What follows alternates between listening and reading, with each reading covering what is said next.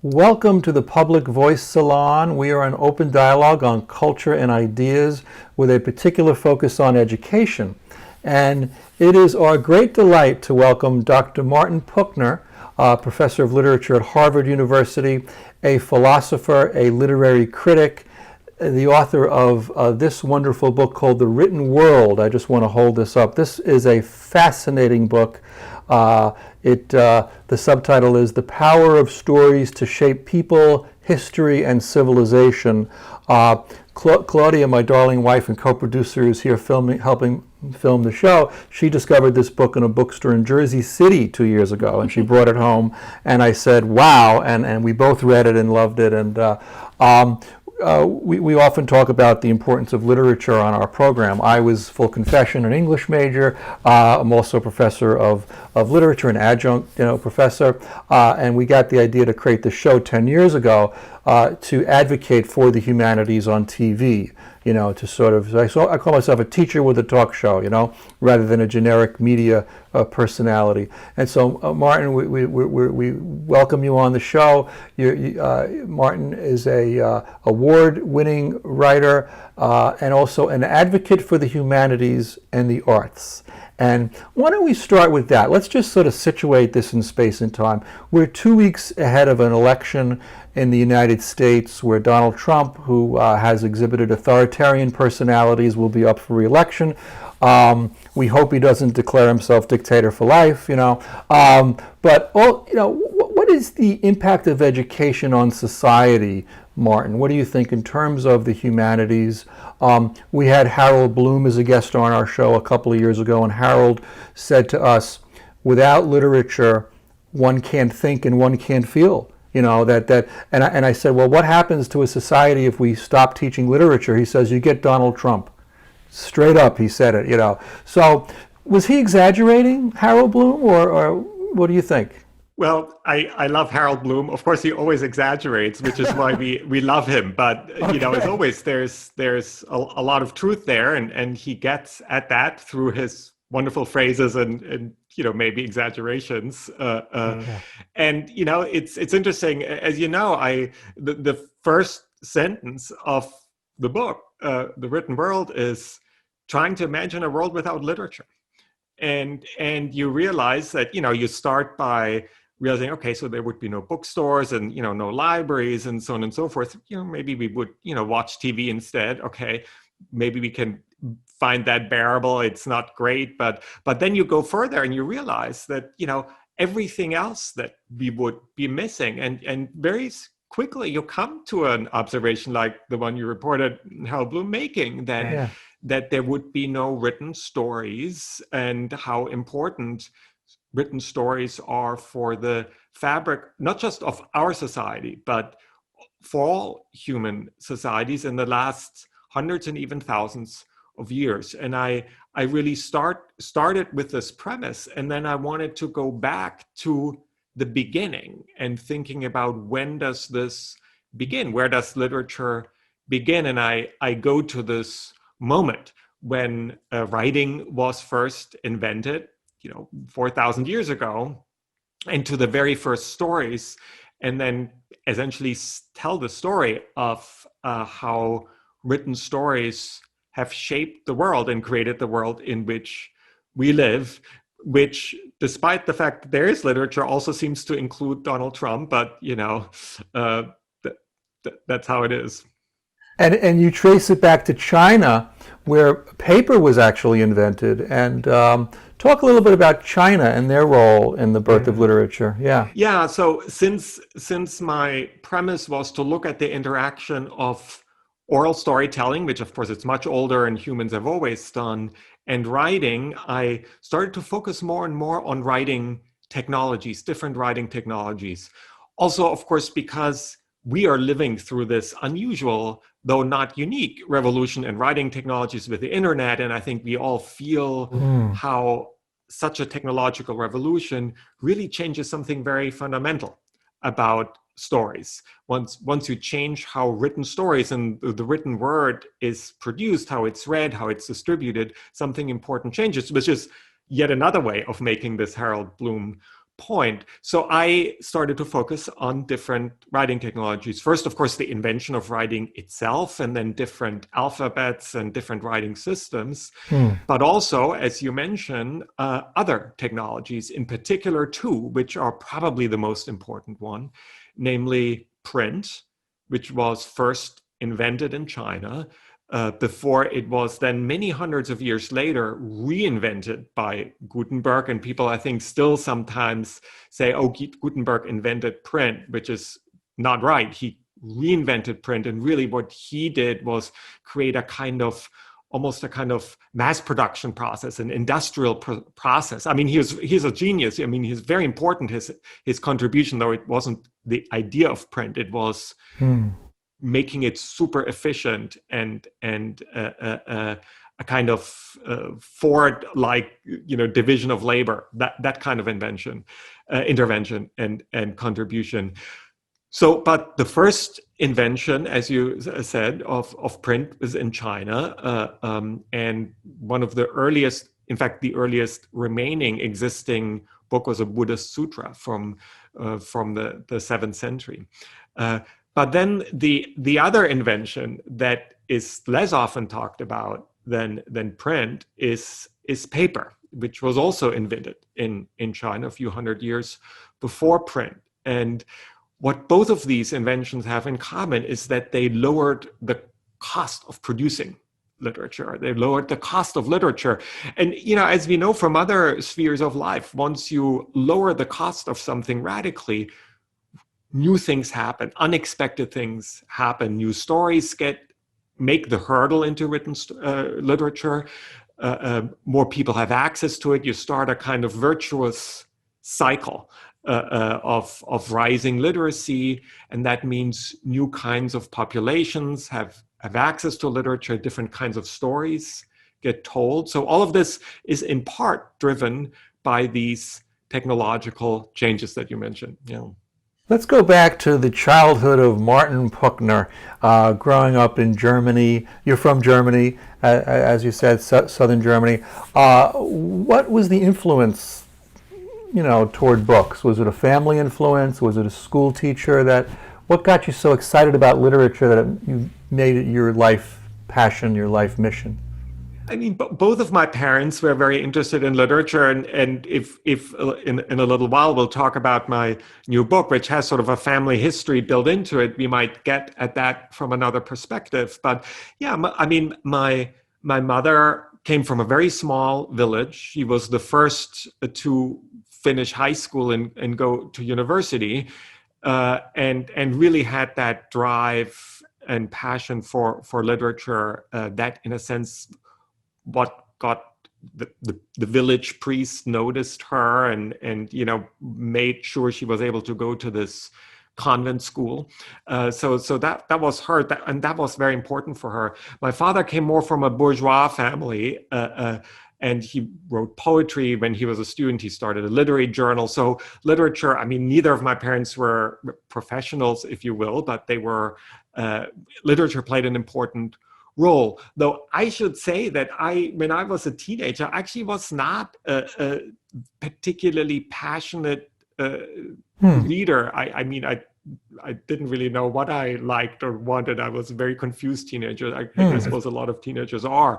So I think I returned to literature and really started to imagine spending my life with it, sort of as more like when I was like so in college, really, not that much before that. Was there a particular teacher who made it come alive, or was there a particular writer that got you excited? I suppose I think you may have mentioned Goethe there. It's true that Goethe was taught in school, and I remember reading Goethe's Faust. I didn't know at the time that Goethe had also coined the term world literature, and that became important to me later. And in fact, I have a chapter in the book about Goethe and this coinage of world literature, because that's what I realized when I was trying to take this kind of big picture view, this bird's eye view of the world, thinking about not just Western literature or different national literary traditions, but really literatures from these different cultures, that I was following here an idea that Goethe had coined in the early 19th century, namely world literature. He sensed that the world was becoming more interconnected, and that there was this, he said, there is a new era emerging, namely the era of world literature. And I think very much we still live in that era, and it's an era that I tried to capture in the book. It's fascinating how Goethe was really such a seminal figure in literature. When he wrote The Sorrows of Young Werther, it became a phenomenon.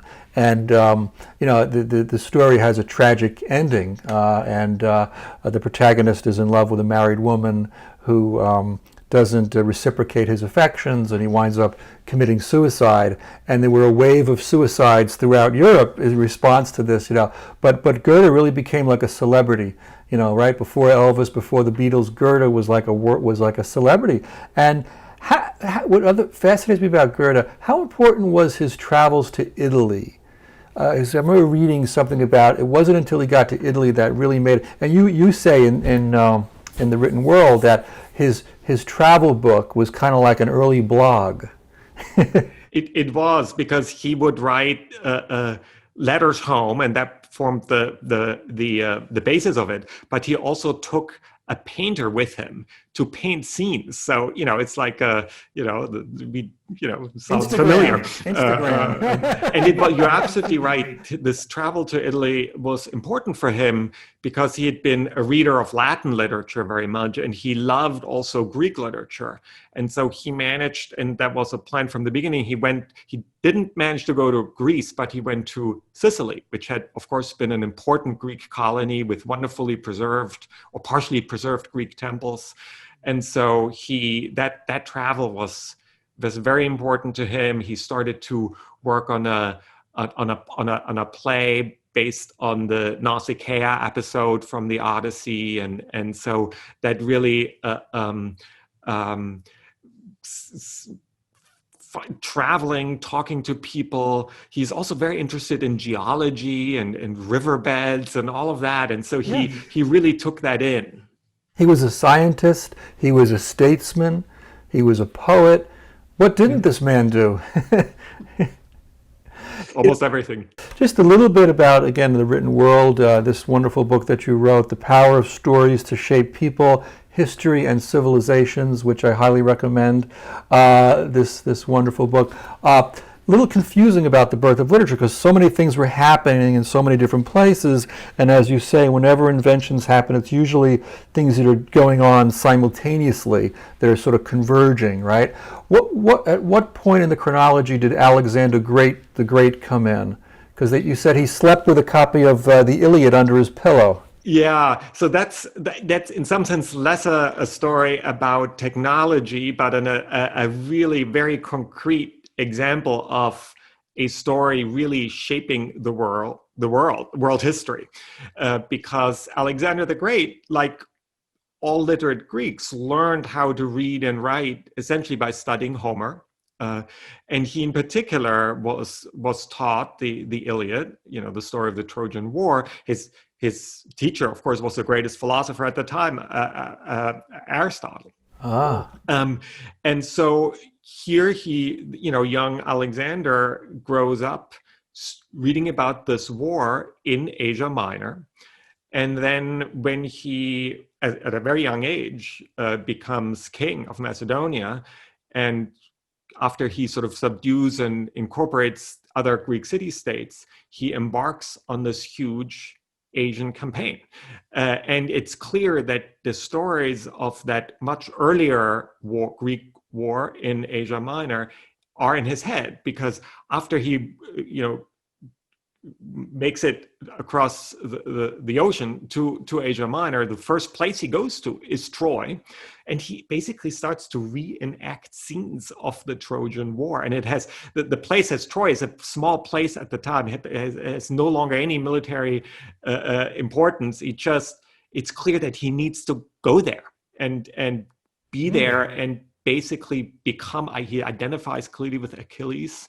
And his biographers confirm that not only did Alexander take his copy of the Iliad with him on his entire Asian campaign, he slept next to it every night. So it's very clear that his whole view of Asia, this idea of invading Asia and waging another Greek war in Asia, was inculcated by reading this text. So, a wonderfully specific way of saying, one reader reading one text really shaped the world. Not necessarily for the best, I don't want to, but it clearly had this influence, and it just shows that the stories that are floating around in our heads, yes, they really shape behavior. And of course, there are now also sort of social science, psychology studies that quite clearly pinpoint to the importance of narrative as a kind of motivating and shaping force. One of our missions with this TV show is to bring people like you on the air, because we think there's not enough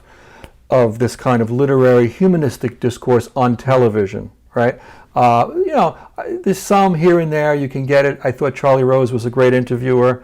Christina Amanpour probably will have you on soon, for your new book. But, in terms of that, I remember going back into the 1980s, there was a show called Bookmark on Channel 13, where they would talk about literature.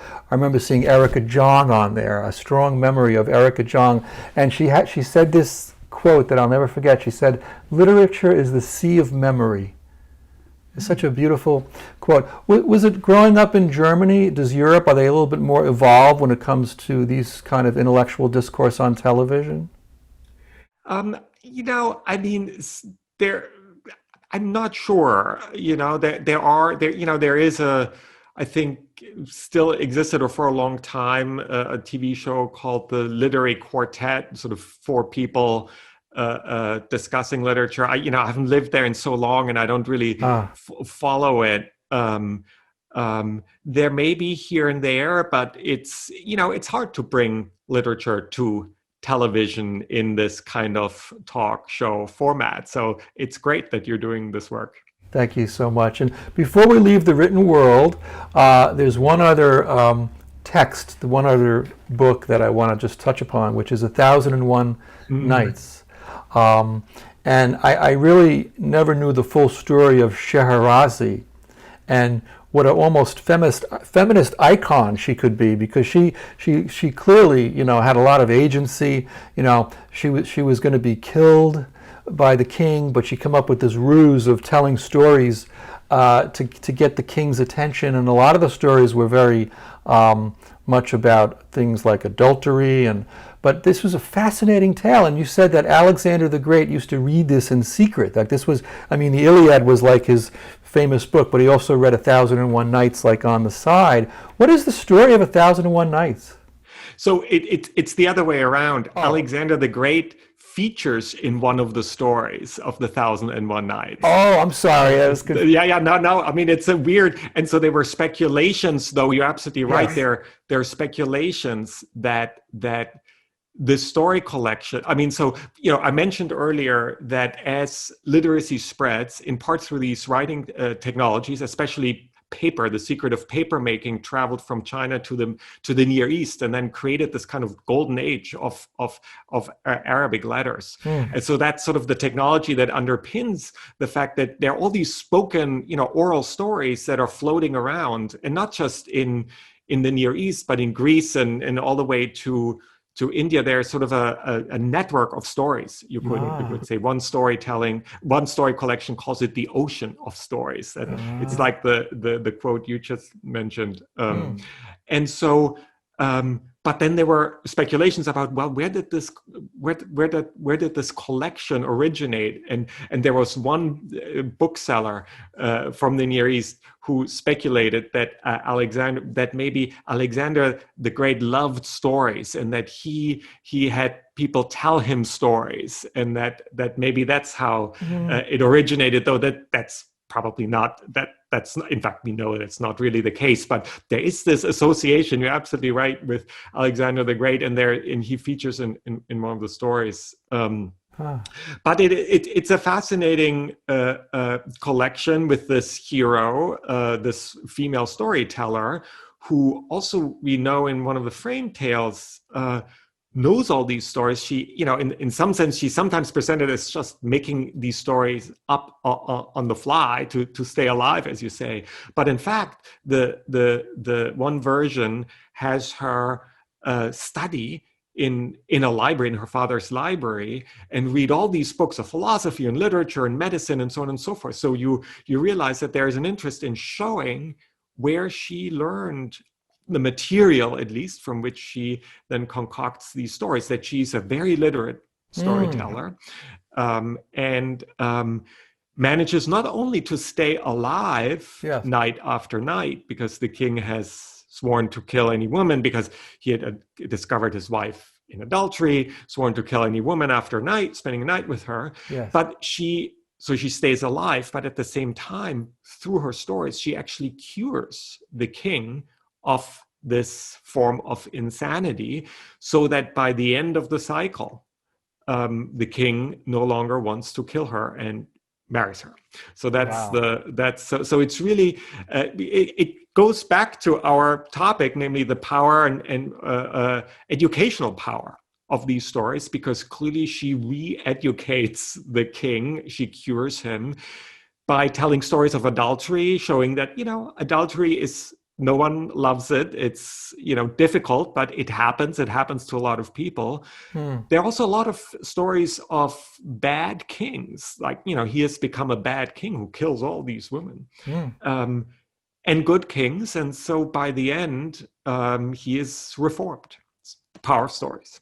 Wow. Are we in a golden age of storytelling now? I'm thinking in terms of places like the Moth in New York City, which obviously pre-pandemic, they used to pack them in, for the privilege of hearing someone get up on stage for 15 minutes and tell a story, right? What is going on with this renaissance of stories? What's your take on it?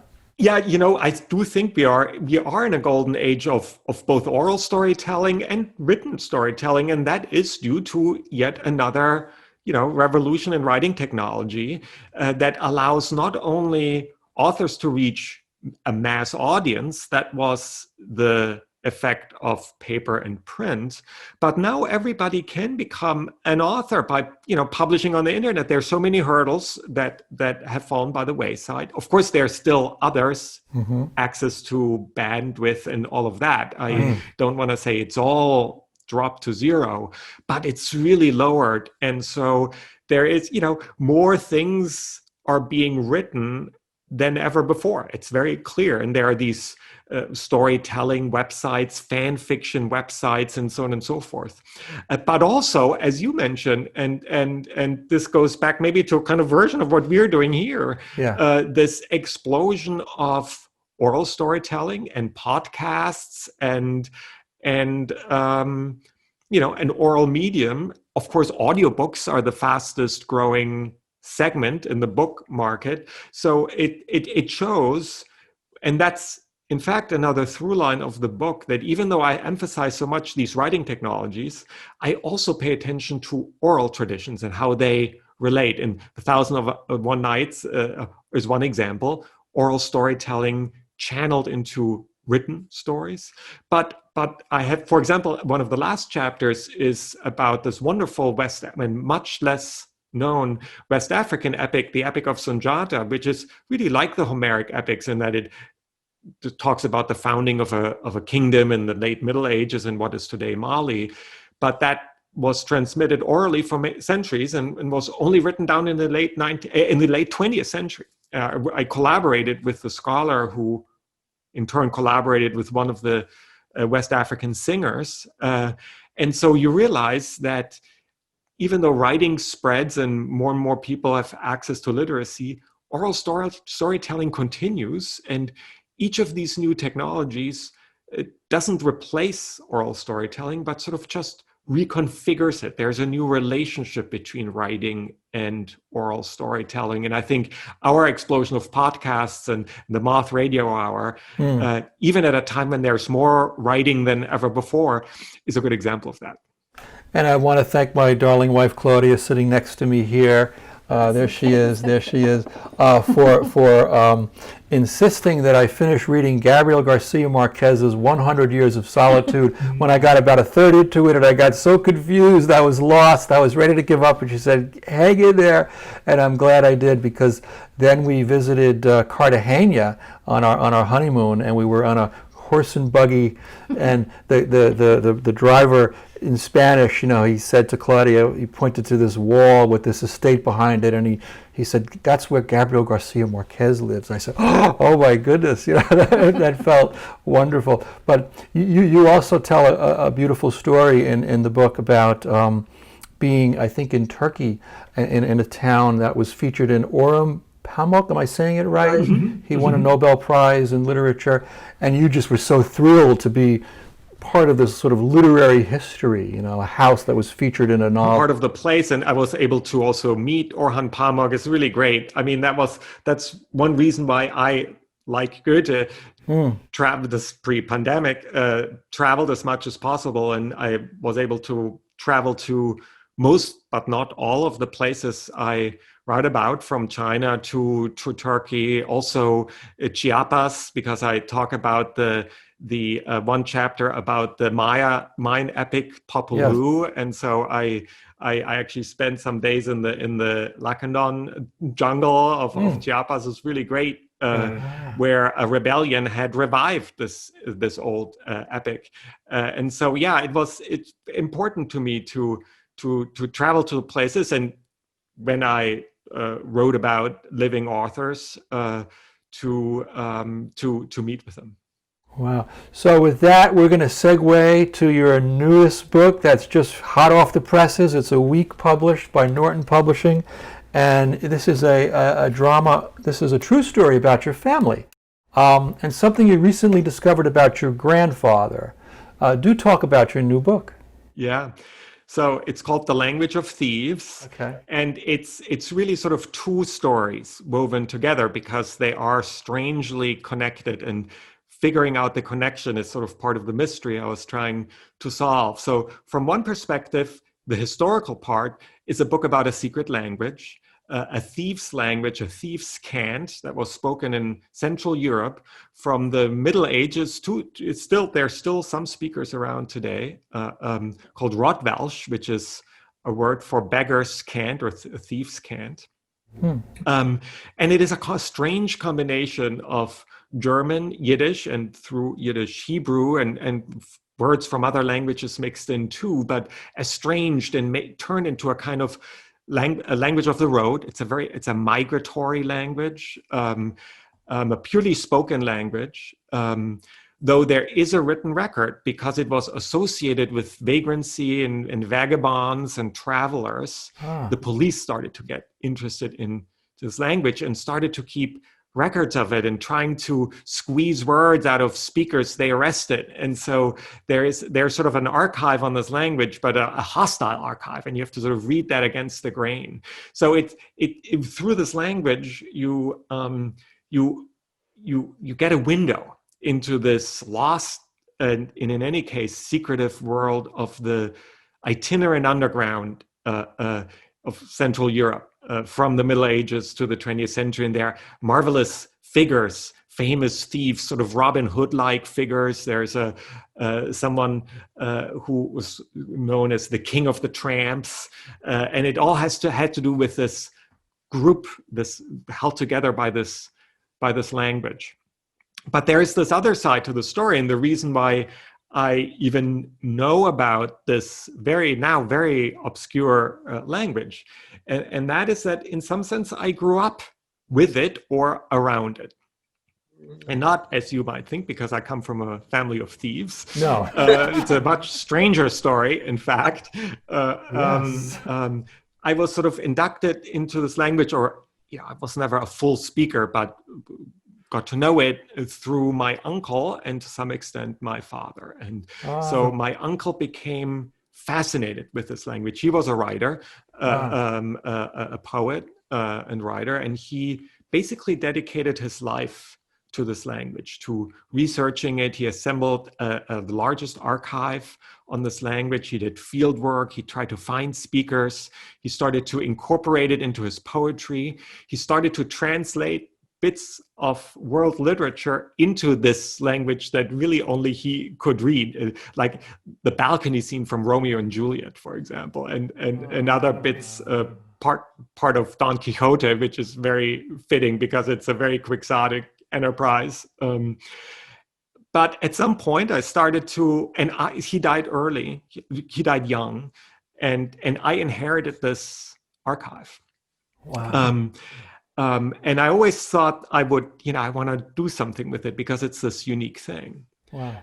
But then this project received a darker, and at the same time more mysterious dimension, because I, by pure chance, discovered in Widener Library at Harvard University something about my grandfather. And it was pure chance because I was a student, I was sitting in Widener Library, and people were always saying, oh, it's the greatest library in the world, or one of the greatest library in the world. So here I'm sitting, I'm sort of procrastinating, and I'm thinking, I'm going to test how good this library is. And I'm going to test it by first checking whether my uncle's works on Ruth Welsh are there, and they were there. But then I said, okay, I'm going to test it even more, because my grandfather, his father, I knew was a historian of names and archivist.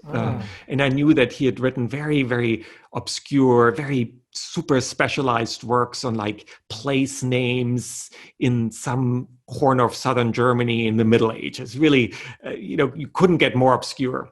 So I thought, okay, I'm going to see whether they have his work. And Widener, in fact, did, these kind of very obscure works. But then in the course of looking up his stuff, I discovered this article from 1934 that's called Jewish Names as Racial Markers. And it's a horrible, shocking, anti-Semitic rant. And I didn't know at all about my grandfather's involvement with the Nazis or with anti-Semitism or anything like that. It was never spoken about in the family. And so that was a big, very shocking revelation. And it sent me on this research journey to research his involvement and what it entailed and all of that, and reckoning with that. But the strangest thing, in some sense, about this article was that in it, he also attacked this thieves language. In part because this language had always been attacked because it sort of associated Jewishness, even though it was not primarily spoken by Jewish peddlers and so on and so forth. But it had this Hebrew and Yiddish influence, and it was seen as a thieves language. So it associated somehow Jewishness with criminality or with the underground. And in a sense, that was sort of exactly what anti-Semites were always saying or claiming, and so he was one of them. And so it created this mystery for me, how this grandfather who hated this thieves language, this underground language, and tried to eliminate it, then how his two sons, especially my uncle, made it his life's mission to rescue this language. And I started to think of it almost as a kind of atonement, even though it's unclear what exactly he knew about his father's involvement. And then how I inherited this archive and had to sort of rediscover this entire history. So that became the sort of family history, the strange family history dimension, which is in part about, as I said, sort of reckoning with this past, but also thinking about how this secret sort of gets passed from generation to generation. And so how this strange, obscure thieves' language is bound up with this family history. Fascinating, fascinating.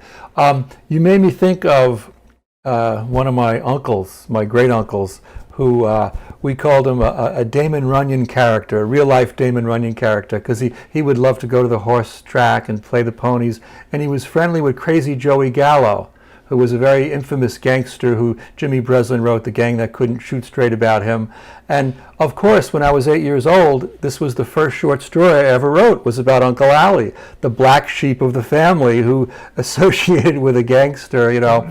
Is it human nature to be drawn to these kind of stories? I mean, you look at The Godfather, you look at our fascination with cinema, with, you know, James Cagney. I mean, is it part of, and then, you know, Bakhtin, who's a great literary critic, also talked about the carnivalesque, which is, you know, very often, you know, the fools and the clowns, and there's sort of a little borderline criminality that could be a part of that in the public square, a lot of humor that comes out of, you know, Bakhtin, if that's...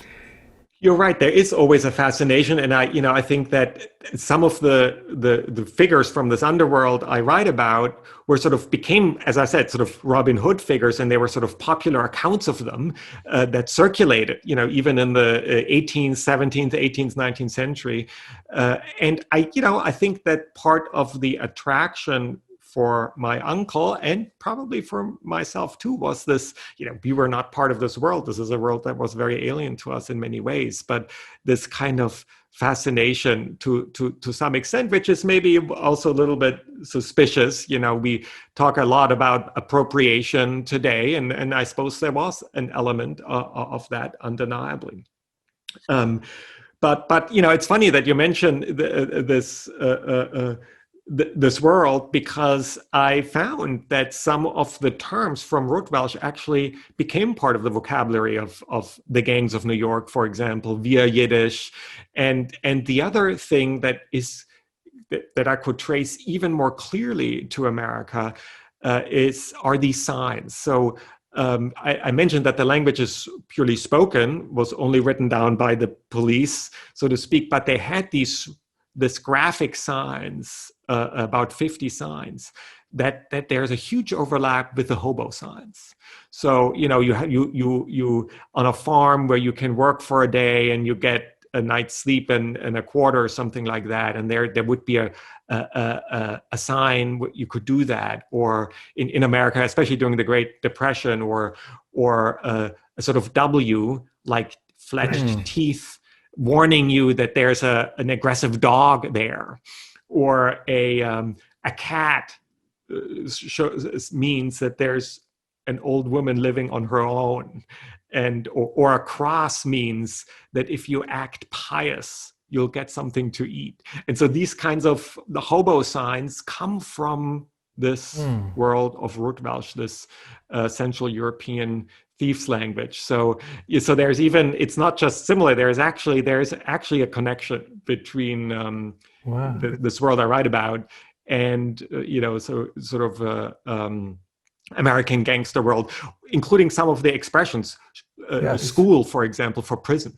That it's the same in Rote Welsh. That the word for prison becomes this ironic, school part of the gangs of New York. The Irishman. I don't know whether you saw The Irishman. Sure, absolutely. That phrase is used, school for prison.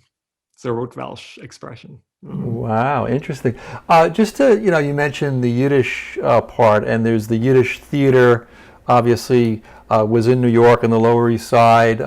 You also have a very strong interest in theater, and a particular kind of avant-garde theater, or it's called closet theater. This is something I had never heard about, so maybe you could enlighten me and our audience on what is closet theater. Yeah, well, that was my first, my dissertation and my first book, a more scholarly book, less for the general public. But it is an odd story in that, we think of plays as, dramas written to be performed, and most of them are. But there was there's a long tradition, but it really came into its own in the late 19th and early 20th century of writers writing plays that they did not want to be performed.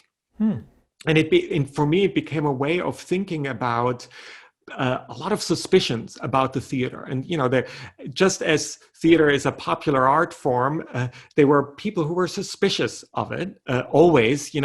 There's a long tradition of, for example, associating actors with prostitution, especially female actors, with prostitution. And, often there are sort of religious skepticism through the age. The Puritans, for example, were very, very suspicious of theater.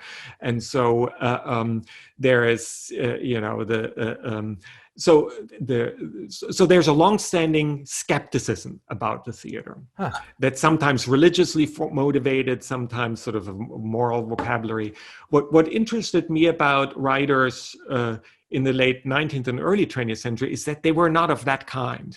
They weren't, they didn't have a kind of religious objection to displaying bodies or to making up words or pretending to be another person. But they had sort of artistic suspicions of the theater. There was something slightly vulgar to them about the theater, something showy, and so they wanted to write these exquisite plays that would be untouched by something as vulgar as an actor or an audience or someone sort of showing off on the stage. So it became this a way of talking about sort of aestheticism in this moment in art where writers tried to sort of get away from popular theater and theater as a popular art form and create these kind of very difficult, finely crafted, very, very, very unvulgar kind of artworks. Wow.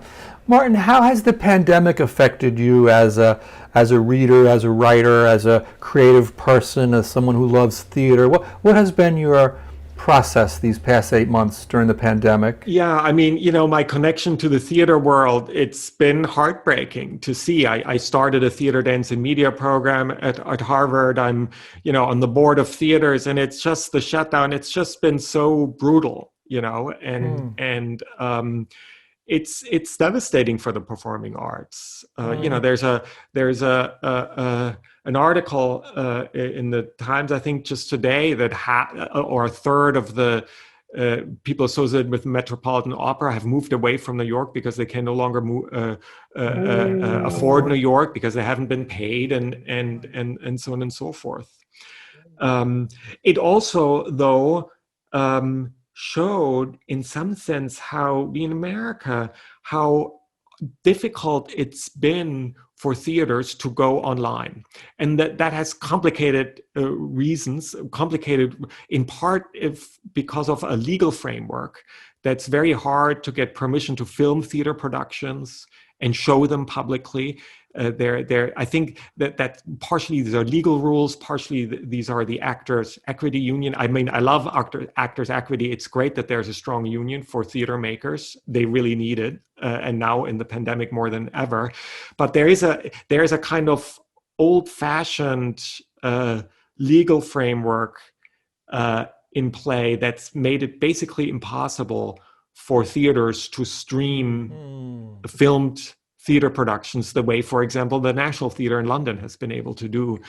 So I think there, apart from the total heartbreak for theater makers and dancers and so on and so forth, I think it's a wake-up call to try to change the legal framework of theater making in America.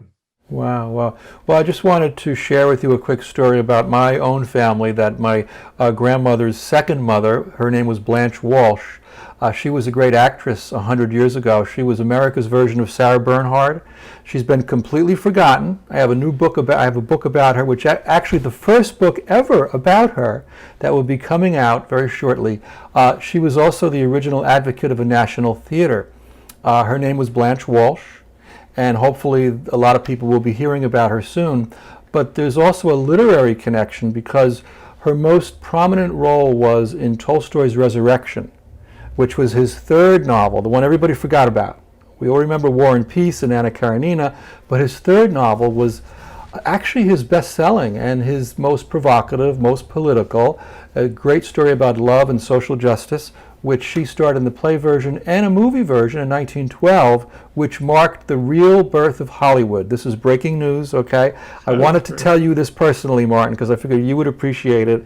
But that also came 3 years before Birth of a Nation, which people still think falsely that was the original feature film. It was a very racist film, a horrible film.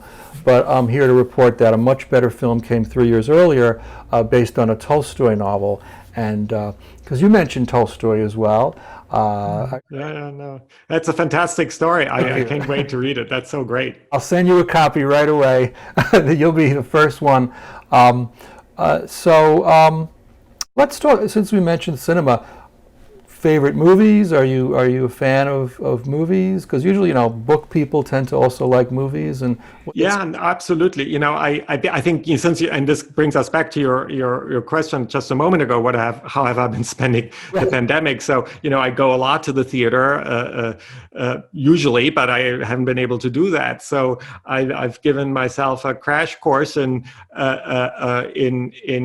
cinema, especially in cinematic traditions I didn't really know about very much. So I've been watching a lot of East Asian films. And for me, the most wonderful discovery, I had not heard of this filmmaker before, is Japanese filmmaker Ozu, who created these wonderful, very quiet, very intense, very beautifully shot, and very, at the same time, emotionally affecting movies. He actually started in the silent era, but then his great period is the post-war period in Japan, and there are also very subtle ways in which these are often take mostly place indoors and are sort of chamber pieces, but they're very subtle hints that we live in a post-war world. For example, the camera will just sort of linger on a wooden Coca-Cola sign, and okay, there's an American occupying army actually in this world, and that will be the only, or there will be a very oblique reference to the fact that there's a son who is no longer here because he died in the war. So there are very subtle references to the fact that there's this terrible war that had just been fought and lost, but a really great filmmaker. So that's I've become a real fan of his. So that's seen me through part of the pandemic. I love the background where you are there. It's so aesthetic. It's very Ingmar Bergman. Well, that's actually a wonderful story. So it's a very literary place. I'm in the Howell's house. So William Dean Howells was a great writer in the late 19th century. He was one of an editor of the Atlantic Monthly magazine and a great novelist, sort of in the Henry James orbit. He was sort of a mover and shaker in the literary world, and he wrote a lot of novels. Very few of them are now read, but he very kindly donated his house to Harvard University, and you can rent it if you're associated with the university. So I'm on a secret 2-day getaway. I hope my department chair won't hear, because I'm teaching online, right? So I can do it right now.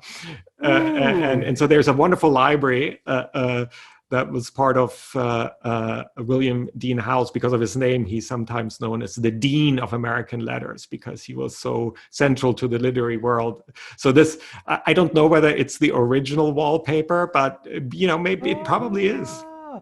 Somehow you're reminding me of this great young philosopher named John Kagan. I don't know if you've heard of him, but I think he went to Harvard, and he's at UMass at Lowell, and he's written a couple popular books about philosophy. Like you make these subjects come alive. I think the two of you would have a good conversation. I should look him up. Thanks for the recommendation. Okay, so we have about 8 minutes left, just to give a time check here. So do you feel the ghosts of Mr. Howell haunting you there in this? A little bit. I mean, it is great to be able to inhabit a house of a literary writer. I've read some, he's was prolific. He wrote sort of a utopian novel. He also wrote novels, mostly, the well-known ones are set in Boston and New York, Hazard of New Fortunes.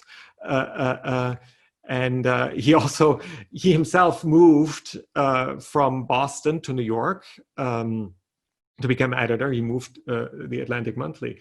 And it was very gratifying, as someone who's lived both in Boston and New York, was very, very gratifying, because he describes the trauma of finding an apartment in New York in the late 19th century. And he thinks from Boston, oh, I'll be able to afford a 6-bedroom apartment with a maid's room and so on and so forth. And then he's faced with the realities of the New York real estate market, and he has to make more and more compromises, and the apartments get smaller and smaller. And I could really identify with it. So he's a quite wonderful writer, and it is great somehow to be here. The library, which is wonderful, I think it doesn't actually have his original. I don't think it's his original holdings. I think it's a library put together by his son, I think. In any case, but it's a great room, and so part of the spirit of the place. The only connection with Maine and literary, or I would say intellectual life that I know, is more of a psychoanalytic connection with Wilhelm Reich and Oregon, Maine. That was Wilhelm Reich. So I recently read a short novel that by Catherine Volkmer, who's a German woman now living in London, and she's 37 years old. It's her first novel, called The Appointment. I don't know if you've heard of it yet. It's sort of a new phenomenon. They're talking about her as this new wonder kind of literature. They say she's like a Philip Roth type character, because it's the whole novel is like an oration to her doctor, and it's a very complex story about relationships. And so I just wanted to put a little plug in, for that book. Have you read any contemporary novels lately that have touched you, or? That's the other thing that the pandemic makes us to read a lot, which is good. Ordinarily, I besides going to the theater, I travel a lot, and I can do that. So I read more literature. Well, one of a novelist, American novelist I met while spending actually a semester at the American Academy is Catherine Lacey, and she just a short novel out called Pew, which is, and like she's a collection of short stories, and another novel. How do you spell that? P-E-W, like the pews in a church. Okay. And it's these are very finely crafted, very strange worlds. It's like they're beautiful objects, and they really take you in it. I mean, there's something slightly sort of, it's terrible to use this term, Kafkaesque about it. It's not like Kafka at all, but just the sense that there's often a character who sort of drifts away, or in the novel Pew, it's just sort of a drifting character who sleeps in churches, and then sort of gets taken up by members of this religious community, but it becomes very weird and coercive, and she runs away again. Another novel of hers, as the protagonist sort of run away to Australia. I think I saw that fly. Wait a minute, you started this off camera. You mentioned this. There's a fly in the room, and that made us think of Mike Pence with the famous Mike fly. Pence's fly, I believe, that specializes on TV. Claudia's laughing. Claudia's laughing. Oh my God, that fly stole the show of the debate, right? The fly come through. I think the fly went through. So we should get that part. It could be Howell Bloom. Maybe it's Howell Bloom. Save literature. Come on.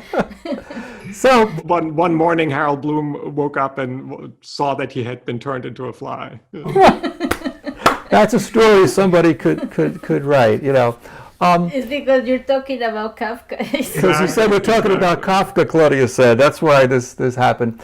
I sense the time winding down. Claudia, what's the time check, dear? We have 3 more minutes. We have 3 minutes, so I always like, as a sort of a, my professorial mode, I'll put my professorial cap on and we'll reflect on this process, and also to maybe put a good word in for the humanities, because you are an advocate of the humanities in this time of crisis in our democracy. Martin, what can people learn from literature at a time when business is the most popular major? We like to remind people that in the 1960s, 1 in 5 young people studied the humanities, literature, philosophy, history, subjects which help us to think critically and give us a sense of empathy and caring about other people. And now that's kind of gone by the wayside with this emphasis on STEM and science and technology. Not that that's not important, but what is the argument for the humanities? Yeah, I mean, the argument, is essentially, it does return us to the first part of the conversation, the power of stories and storytelling. And I think there, you can make also utilitarian arguments, as, the people in the interesting thing is that right now, some of the most effective and even passionate advocates for the humanities are actually people, colleagues in the business school or in the medical school. I'm part of a group of people, mostly at Harvard, sort of an informal group, most of people from the professional schools who say, we need the humanities, but they also feel like they have trouble finding the right humanities scholars, because the humanities have become so specialized, yes, and so focused on a very peculiar jargon, that I think that that some of the power of the humanities has fallen a little bit by the wayside. Wow. And that it's interesting that sometimes people in the business world or even in the tech world are now saying, we need the humanities, we need people who are able to think creatively, who make sort of lateral connections. We need people who know how to do research, how to understand the complexity of matters, who have studied societies in the past that were organized very differently from our own. We need that kind of perspective, or in a more utilitarian way. When you pitch the idea for a company, for a startup, you have to tell a story about it. And you started with the election. We all know how important stories are to elections, and not all. It's very important what kind of stories we want to tell. It's not just, all storytelling is wonderful. No, right. I mean, they're very misleading stories, and to be able to adjudicate that and to sort of find our way in this, being awash in information and stories, I think is a very important skill. And I think that's what the humanities can do and need to do, and certainly in universities, but also outside, and also doing what you are doing, really, namely, is to translate what sometimes it's good to have specialized research. I mean, that's important, but then you need to be able to articulate it and convey it and make it part of public life. Otherwise, it will just become this kind of little capsule, and that can't be good. Well, it is a delight to spend time with you, Martin Puchner, professor at Harvard University, one of the great advocates for the humanities in our time. And we're also trying to tell different stories about how to save the world, because we see what's happening with all the crises happening. And this hour went by so quickly. Very few people make this subject come alive as interestingly as you do, sir. And we are honored to have you as our guest. And so have a wonderful night in Maine, and good luck in catching that fly also. Yeah, I think I've given up. I spent about an hour before the show I'm going to catch that fly, but I didn't. And I felt like, I should stop, because I'll fall over a chair and then I won't be able to talk to you. This was such a great conversation, John. Thank you very much. We enjoyed both it. of you. And this is a really important work you're doing. It's thrilling to know about it and to be part of it. Thank you so much, Martin. God bless. Thank you. Okay, thanks.